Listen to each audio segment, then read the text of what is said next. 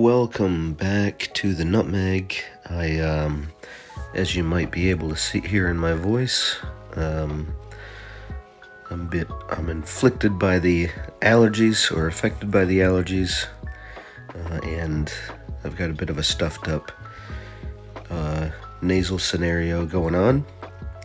But we're gonna muscle through it because it's been a couple of weeks since my last video. I had this one actually recorded, just no voiceover, last weekend. But last weekend I was on vacation with the family, so I didn't get a chance to post it. I didn't get a chance to voiceover and or post it. So here we go with this one now. As the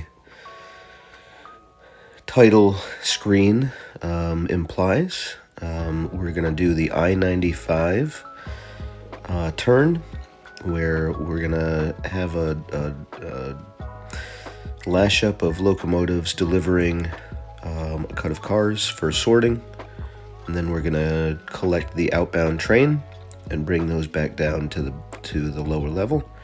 And here's our locomotives at the tail end of this train, as is per usual.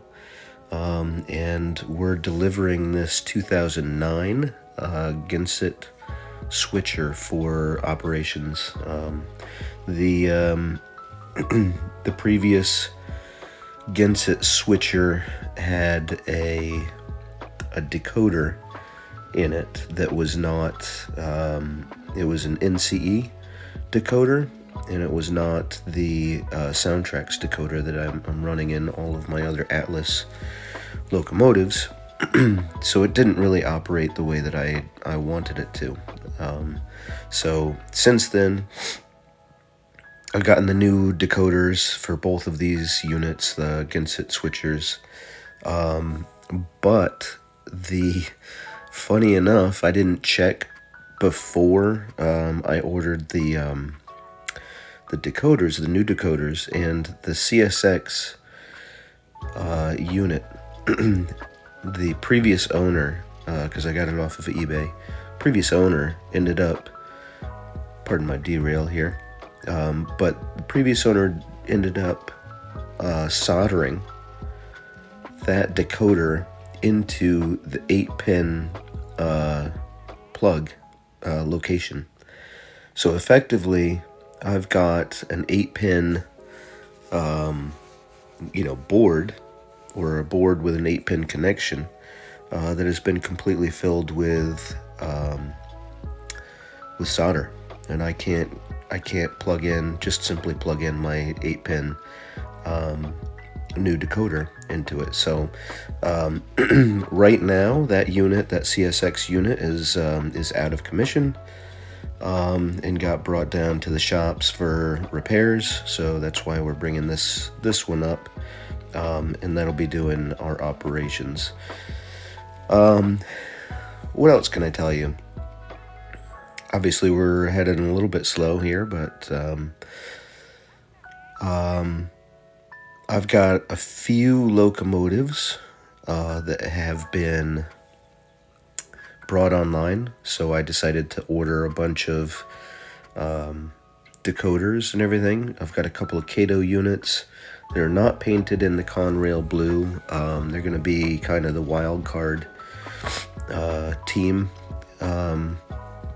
They run well together, but because they're Kato, they're slightly different than the Atlas, and they don't. And I just would rather have the locomotives already work well together, instead of need like speed matching and all of that sort of stuff. So we're gonna leave those guys alone.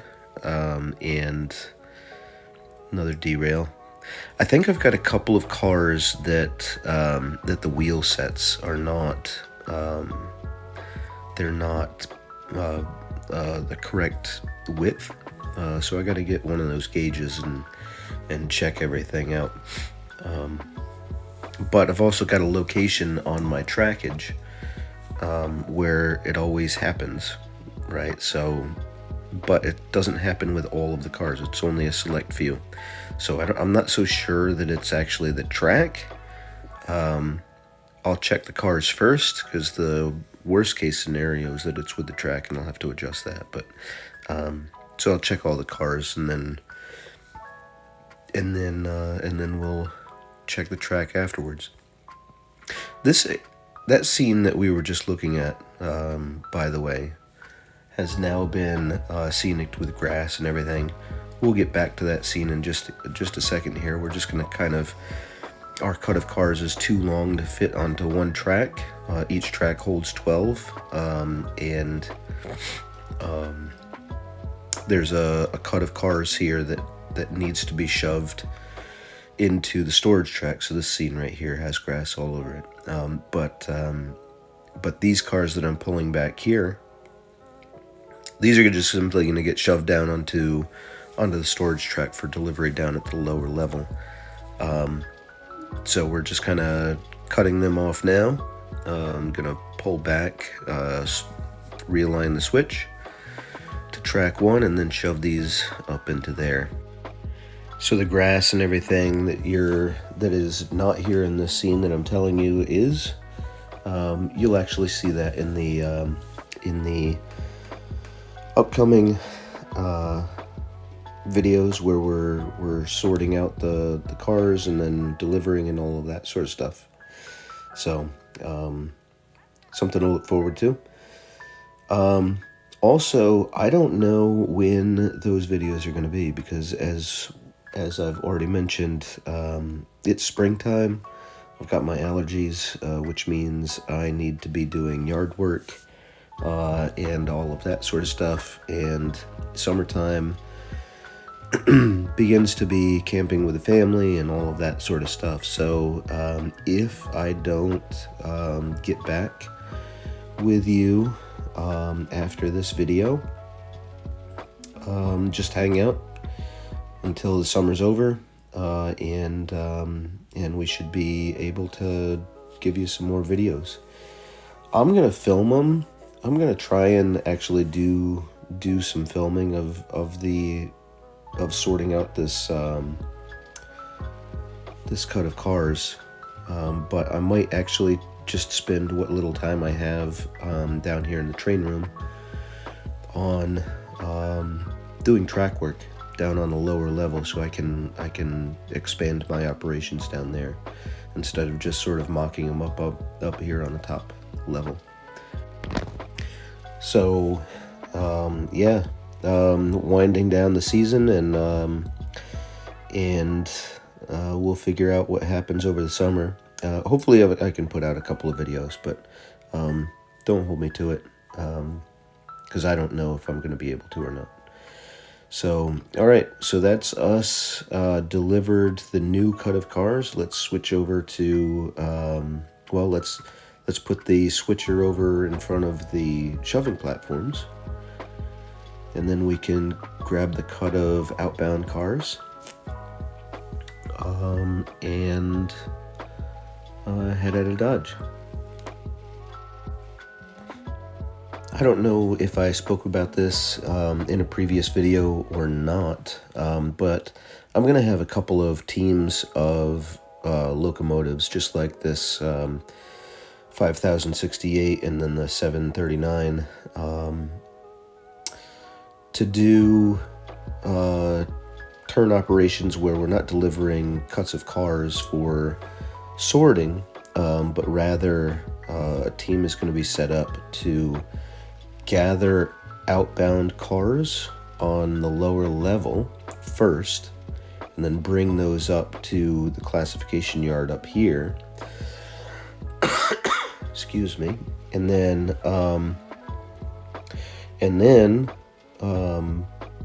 grab a cut of cars that's on the storage track, grab that cut of cars, and then bring that down and deliver those cars. So it's a little bit of operations in reverse, a little, kind of, but my engine yard and shops is down on the lower level, so it kind of makes sense that you just simply do your pickups first, for the day for where you're going to have deliveries.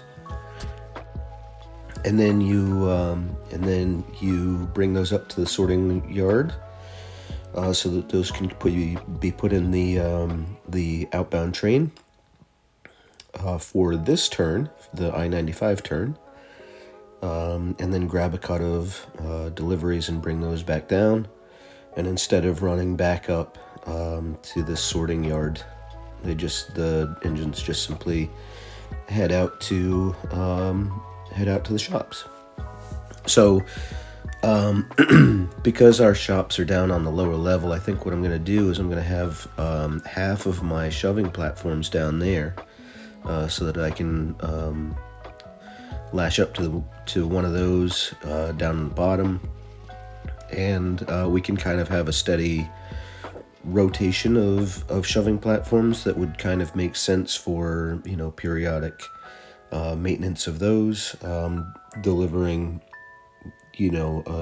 say this shoving platform that we've got coming off the screen right now, deliver that down to the shop so that it can get some grease or be checked out, and then just sort of keep those in steady rotation. So here we go. We're on our way back down to the bottom. I'm going to rotate teams of locomotives as well. I got the idea from Tim Garland, which is he's got a great, the Seaboard Central. He's got a great channel, and he's got a lot of really great ideas because he's worked on the railroads. And so the idea of having teams of locomotives in rotation and knowing what they can pull, and scheduling a certain month where a certain team is the go-to team, while the other team or teams are being inspected is a really good one, and I really appreciated that. So I got a couple more locomotives with decoders and everything. We're ready to go. Lash those up and start making some deliveries in upcoming videos. But for right now, this team works really well together. So these two locomotives are one of the main teams that we're going to have here. You can see that I carved that dip, the little valley in the background, and as I mentioned in the last video, and it kind of helps to draw focus into the center of the frame there with the cars. The choice was either put a peak there or put a valley, and I think the choice to add a valley really helps with the depth, the feeling of depth in the scene. So glad I made that choice instead of the opposite way. So in any case, we're winding down on this video, and I just wanted to thank you for watching. If I don't get any videos out here in the upcoming future, I do apologize. It is just simply not train season anymore, or summertime, and we're I'm going to be busy doing other things. So we'll see what I get done with this summer, and if this is the last one of this season, then thank you all for watching and subscribing, and we'll see you again in the fall. And I look forward to it. Hopefully we've got some more scenery and everything taken care of, and we'll hit it hard when the leaves start falling. So thanks again, and like and subscribe if you feel so inclined. But really, thanks for watching the video, and I hope you appreciate it. Have a good one. Enjoy your summer. Stay out of trouble.